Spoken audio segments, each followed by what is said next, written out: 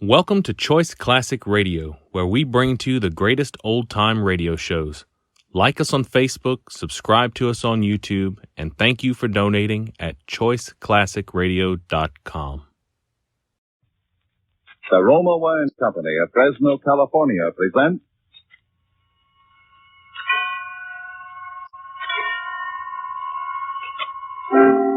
Suspense.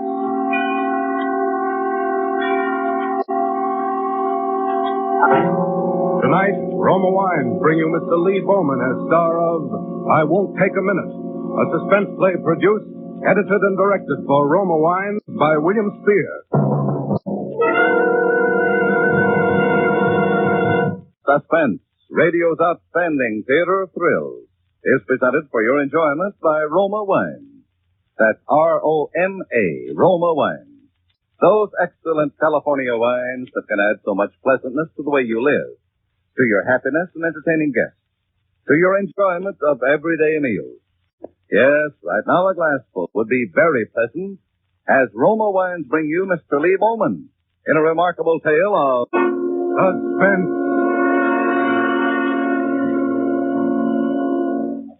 She was very good to look at, which is why I waited till I was 25 and met her. Here's how she went. First, a lot of gold all beaten up into a froth and poured over her head and allowed to set there in crinkly little curls. Blue eyes, a mouth with real lines. And in addition, well, she had everything just about right. And believe me, I was going to throw away the sales slip and not return the merchandise once it got to my house. That's why I nearly went nuts every evening waiting for her to come out of the building where she worked. She was always the last one out, and this particular evening she was later than usual. It got dark. The streetlights came on, and the rush hour was over before she put in an appearance. Oh, dear Kenny, I'm sorry. You've been waiting long? Oh, no. I just nearly got run in for picketing the place, that's all. I hurried all I could. Please don't be mad at me, Kenny. I'm not mad at you. The slave driver you work for. Why do you always have to be the last one out? Oh, it's only for another week. Yeah. Come on, let's go. I got to deliver this package on the way home for his nib. But you're not going home. You're going to Philharmonic. Thursday, remember? Oh, it won't take any time at all, honey. It's just around the corner. 415 Marquine Street. Okay. That guy nerves me up making you play messenger girl after hours. Oh, let's don't talk about Mr. Heston. Let's talk about us. Been counting the days? All day. 13 left. And a half. Don't forget the half if it's to be a noon wedding. Why all the fuss about the half? Oh, I don't like 13 by itself. I'll be glad when it's tomorrow and only 12 days left. Gee, you're cute. The more I know you, the cuter you get. I bet you won't say that a year from now. You'll be calling me your old lady then. You'll always be Steffi to me. Just Steffi. Not even Stephanie? No, too sophisticated, too foreign sounding. Steffi, that's you. Hey, what number are you supposed to deliver that package to? 415. That must be it. What a dump. Your boss have any customers in dumps like this? I don't know. Hold a match for me, will you, Kenny? Can't see your name. There, that's better? Yeah. Still don't see. What was the name? Muller, apartment 4B. Oh, here it is. Name card's fallen out of the slit and out and lost. No wonder I couldn't find it.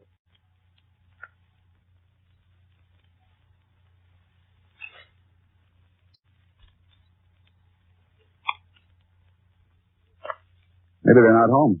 I'll ring it again. There it is. I don't like those automatic door latches. You never know who's up there. Oh, don't be silly. Wait here, honey. I won't take a minute.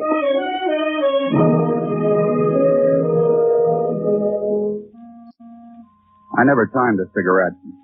I suppose they take around 5 minutes. This one seemed to take longer, but then, look who I was waiting for. I punched it up with my foot and lit another. I thought, won't take a minute. Yeah, I might have known it. I thought, what's she doing, saying a T up there? I counted my change just to give myself something to do. I took off my hat and looked it over like I'd never seen it before. 5 cigarettes later, she still hadn't come back.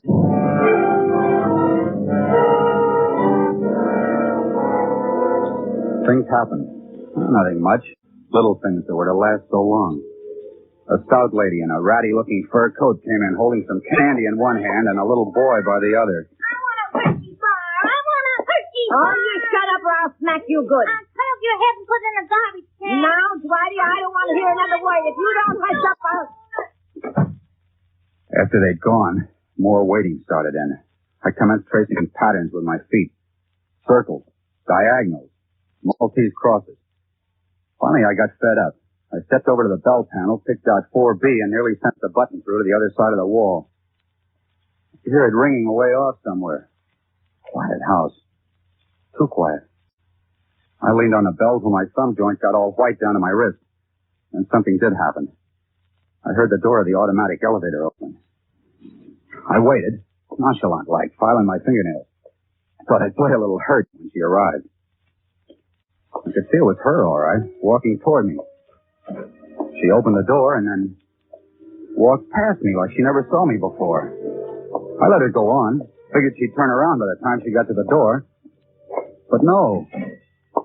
Steffi! Hey, Steffi, wait! Steffi! Hey, Steffi, what's the big idea? I beg your pardon. Oh, I thought you were... I mean, you're dressed just like... I would advise you to be sure to whom you are talking before you go to grab a strange girl by the coat. Oh, no kidding. You look a lot like her, even the clothes. That little tam and the red shoes. Really, I don't find this amusing. Okay, sister, pardon me for living. Next time, make sure it's one of the girls that live here. It was a shock. I didn't like the looks of the place from the beginning. Up to then, I was just sore. Now I began to get scared. Maybe there's some guy up there trying to get funny with her, I thought. I better get up there fast and find out what this is. So I laid my hand flat over all the bells in the place so somebody'd open up.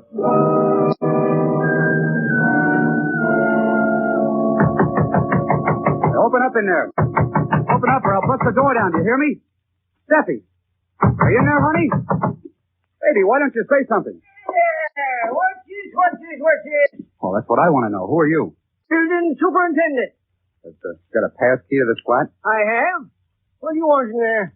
My girl. She took a package up. I've been waiting for her downstairs. I don't know how long. She never came down again. Now they won't answer the bell. No, wait a minute, young fella. She couldn't be in this flat. Oh, don't try to tell me. Don't you try to tell me. I say she couldn't be. Why? I'll show you why. Hey, Now, you see why? it's empty. Empty. Nobody lives here. But there was someone here a while ago. She rang the bell and they let her in. Mister, this place ain't been rented for 6 months. Listen, she came in here, I tell you. Yeah. Maybe you and the little girl had a quarrel, eh? Maybe she figured to play a little joke on you. Give you the slip. We never had any quarrel. We're getting married. Yeah. Why don't you go to her place? You'll probably find her there. She didn't come out again, I tell you. I was there at the door the whole time. What about the back way? Is there a back way out? Not a back way. There's a delivery entrance, but that goes right past my quarters. Nobody went out that way. Muller. The name was Muller. Well, if he doesn't live in 4B, where does he live? Muller. Huh. We never had anyone with that name in the whole 12 years I've been working here.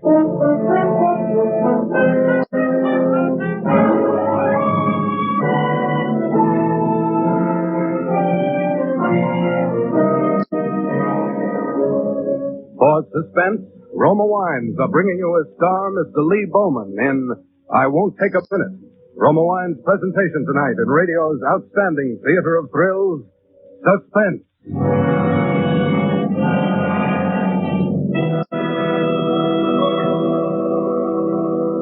Between the acts of Suspense, this is Truman Bradley for Roma Wines. In the hurried, hectic shopping weeks between now and Christmas, there'll be many a night when you'll be glad to relax in the warmth and comfort of your own home. And what more delightful way to enjoy a quiet, restful evening than with a glassful of Roma California Muscatel and nuts or cake.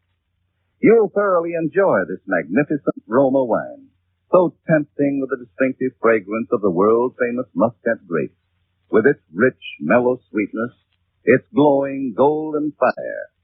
Roma Muscatel is delightful with desserts, too.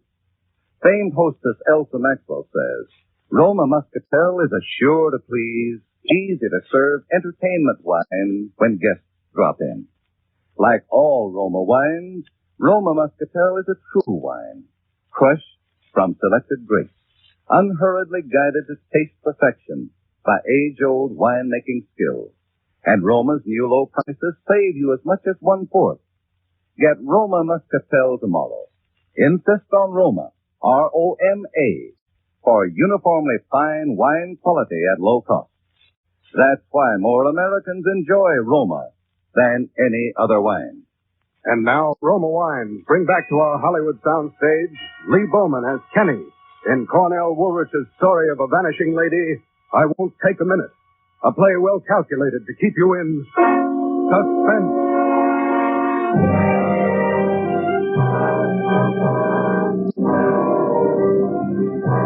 The cop on the beat was a nice guy. He rang every bell in every flat of the building and questioned the occupants. No one had heard anything. No one had seen her. Finally, a single plainclothes man was dropped off at the door. Lieutenant Gilman. He kept calling me Bud.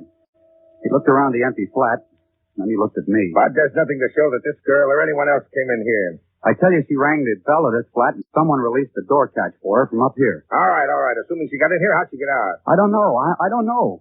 Maybe the fire is... Look at those windows. Look at the dust on these frames. A person can't move in a place like this without it showing. Listen, don't do this to me, will you? You make it sound like she didn't come here with me at all. That's what it does sound like, Bud. Look, I was taking her to the concert tonight. We go every Thursday. Here's our ticket. I think we better build this thing from the ground up and see what we've got. Now, what's this girl's name? Stephanie Riska. Address? 120 Farragut. Uh-huh. What's she look like?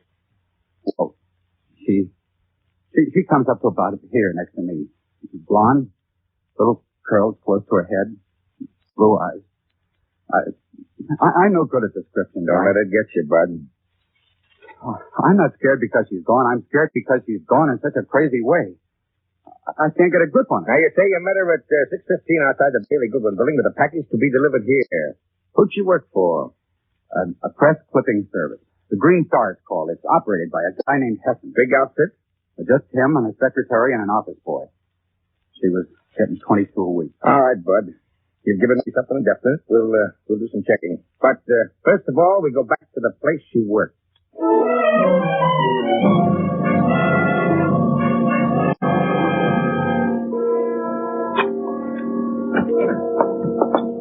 Oh, what a telephone booth. She told me the place was small, but I never figured on this. Not even a window. All right. Let's have a look. Desk. Filing cabinet. Yeah, clippings. Well, so far, your story checks. Except for one thing. What's that? There's no file for anyone named Muller. Oh. This must be a desk. Yeah. Shields, glue, clips. Not much of a personal touch here, not even a hair. Uh-oh. Find something? Nothing special. Well, you found something there. I saw you drop it in an envelope and stick it in your pocket. Listen, Bud, who's running this investigation, you or me? Sorry. You, I guess. Okay, let's keep it that way.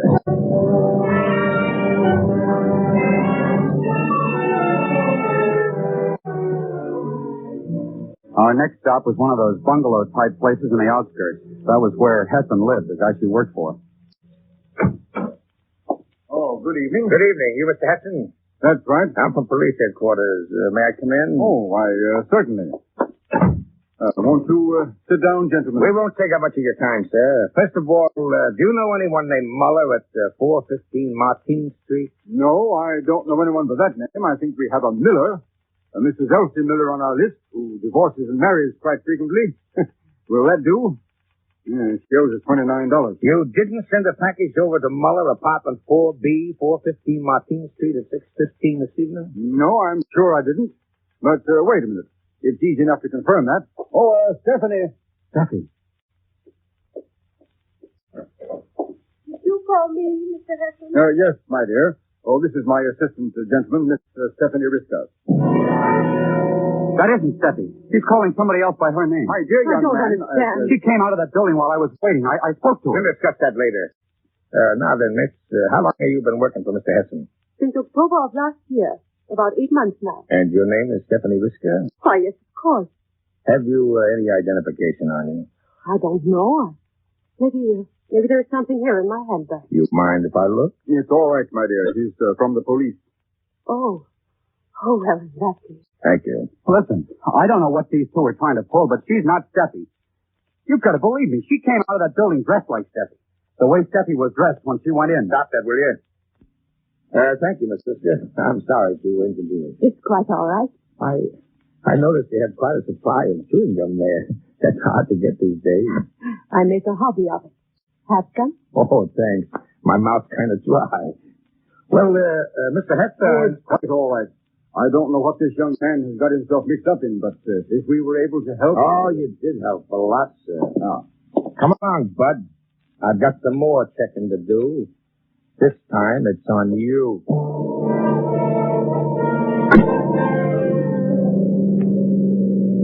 Okay, Bud, now start talking. Spill it. What's your pitch? I told you the truth. That girl wasn't Steffi. I never saw her before. Was the man Hudson? Oh, he looked just like him. This girl of yours, what kind of gum did she chew? She didn't chew gum. She hated it. You asked me what it was I picked up back there in the office. Well, here's what it was. A wad of gum stuck under the edge of the desk.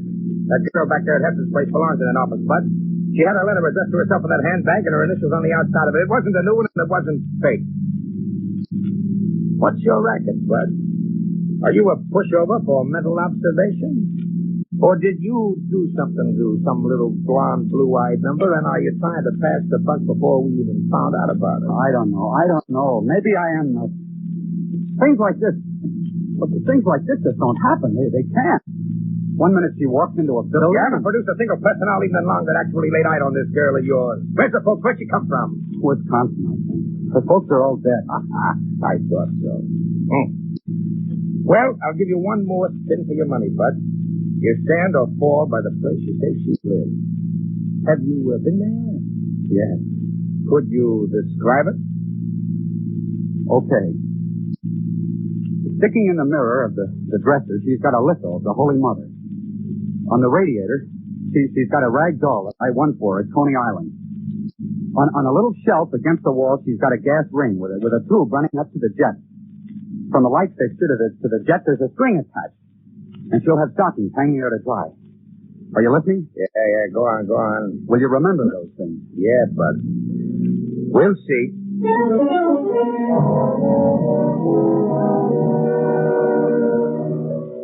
Now listen, Bud. Get this straight.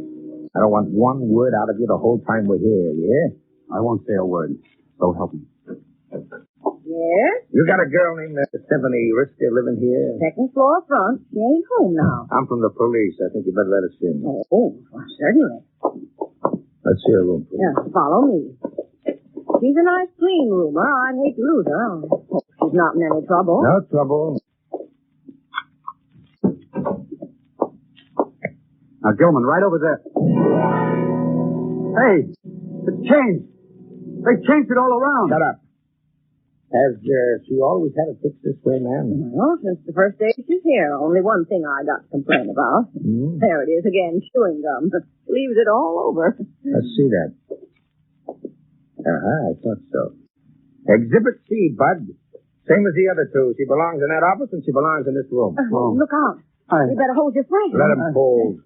This isn't anything to the fall. He's going to be taken 5 or 10 minutes from now. What'd he do? Murder her? Not her, but I've got a good hunch he murdered someone and picked the wrong number and name out of a hat. I didn't hear any more they said while we were going down the stairs. The light bulbs in the place were doing funny things, turning red, spinning around in spirals. I was still on my feet, but I suppose you'd notice it. The spinning didn't stop till we got to the foot of the stairs. The thing that stopped it was an umbrella stand beside the front door. It had a knotty walking stick jutting up out of it. I grabbed it in my free hand as he walked me past it. Watch out, Lieutenant. He's going to... Hey, you!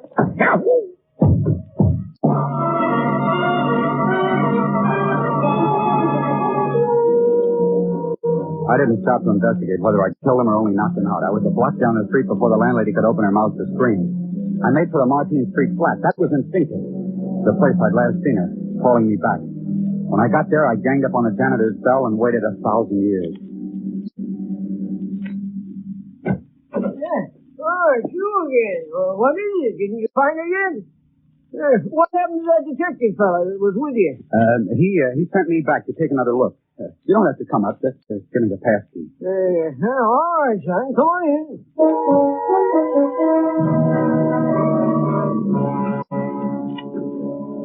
My head was still spinning when I let myself in at the door of apartment 4B.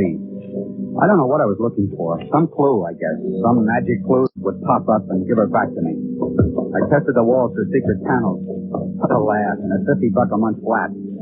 I dug out plaster with my bare nails, cased the cracks between the floorboards. I'd been there about 10 minutes when I heard steps coming up the hall.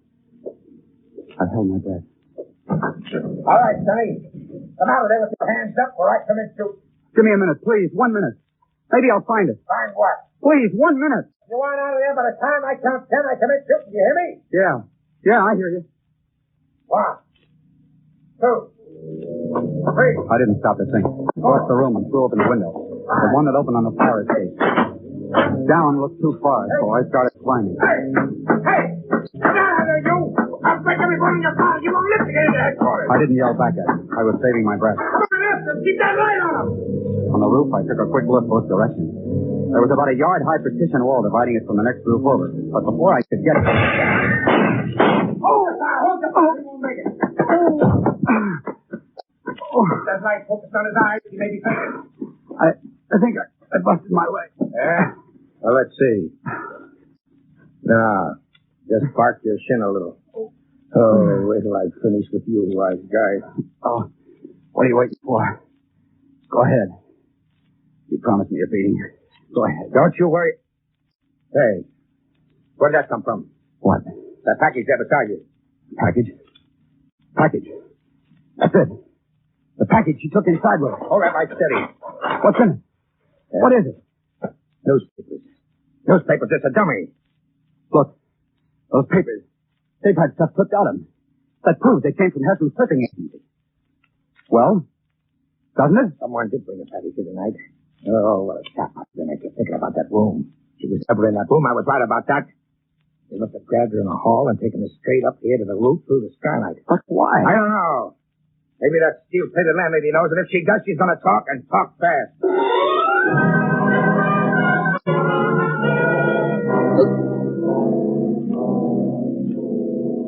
All right, Grandma, come on, spill it. You can't scare me. I've got bigger men than you on my side. What do you mean, your side? Wouldn't you like to know? All I have to do is make one telephone call. I have the number right here. Let's see that number. Take it. Call it yourself. Who gave you that number? Ask me no questions. I'll tell you no lies. Who gave you this number? The FBI man who was here. Now you know who I'm working for. Go ahead. Call the number. Oh, I get it. Tell me, Grandma, what did this FBI man look like? All right, I'll tell you. All you have to do is say yes or no. The guy's about my height, bald, wears pink glasses, right? Many. He got you to work with him so this woman he described as one of his agents could step into the identity of this Stephanie Whisker, right? Seem to know all about it. I know more than that. He wasn't an FBI man, and the girl who took Stephanie Whisker's place was not a federal agent. Then who was he? I'm not sure, Grandma, but I've got a hunch. Calhoun! Yo! Calhoun, get out to Heston's place, Myrtle Avenue, fast, and keep us spotted until we get there. Gilman. Do you think she's all I right? don't know. Keep your fingers crossed, Bud, and pray.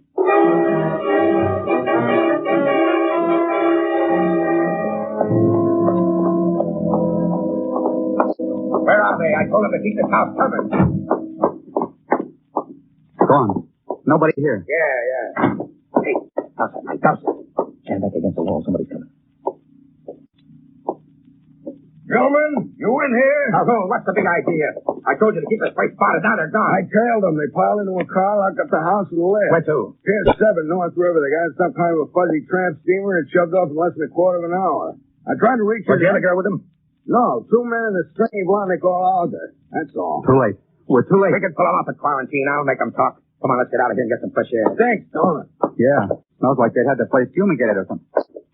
Hey, What's the matter? that smell. That's gasoline. Gasoline. I hear something. A clock. The basement. Come on.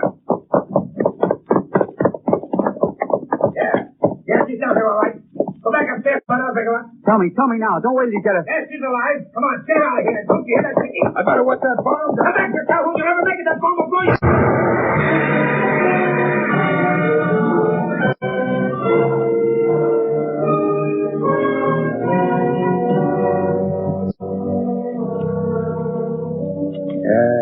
around a second or two. How's Calhoun? Burned pretty bad. It was an incendiary. Kenny. Oh, baby, it's okay. Sure.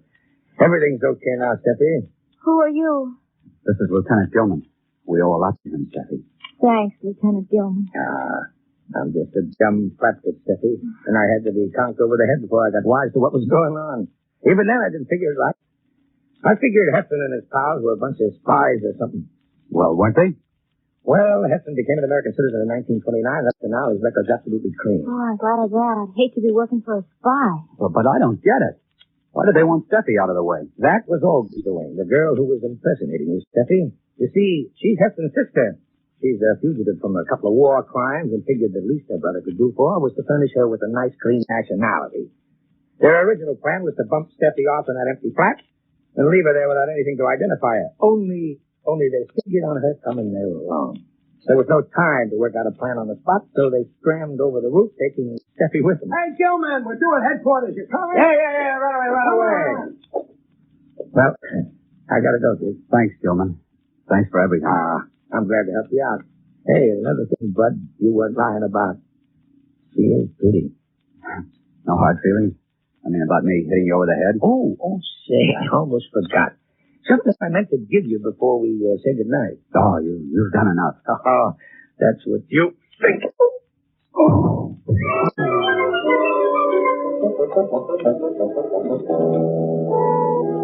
It was a while before I knew what hit me. Felt like a cement mixer. When my head cleared, Steffi and I had changed roles. She was the one bending over me. And he said to tell you no hard feelings, but when anyone stalks Dick Gilman with a walking stick, they get stalked back, even if they're the best of friends. He said that, did he? Does it still hurt? I'm still seeing stars. Oh, gee, Kenny, I'm sorry. I don't care. I'm seeing you, too. Listen, it's midnight. Yeah. Only 12 days to the wedding now, baby. We've licked the 13th.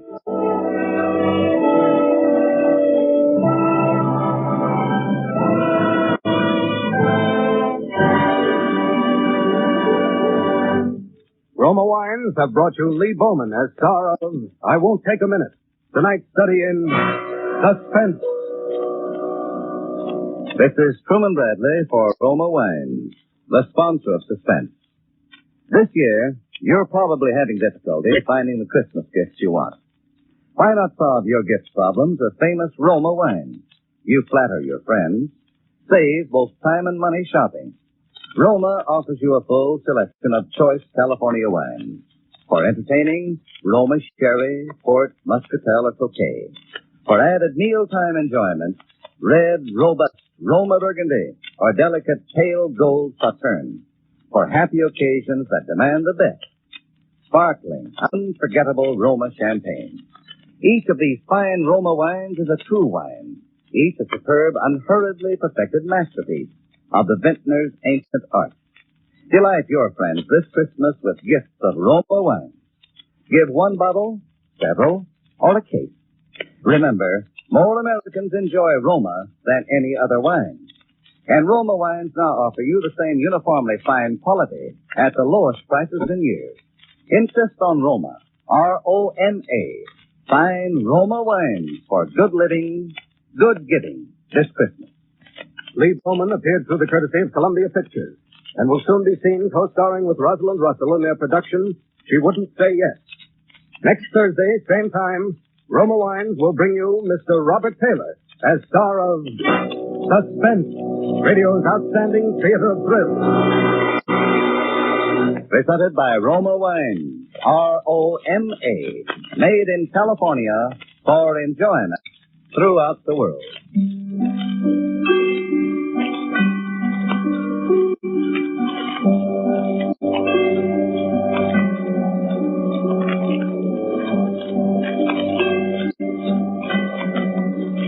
This is CBS, the Columbia Broadcasting System. The Skippy Hollywood Theater, KQW, San Jose, follows in just a moment.